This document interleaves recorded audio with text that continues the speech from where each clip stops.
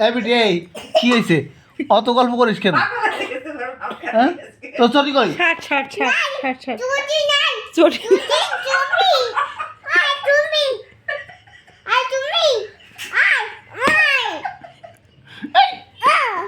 তোর কি পন্নার মতো তার কাটি গেছে মাথার এই তার কাটা কি ও জায়গা পিঁপড়ে এই পিঁপড়ে ঢুকে যাবে মুখে ও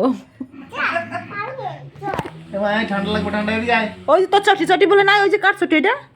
ওইটা কার চটি তাই পর পর পর শিগগির পর ঠান্ডা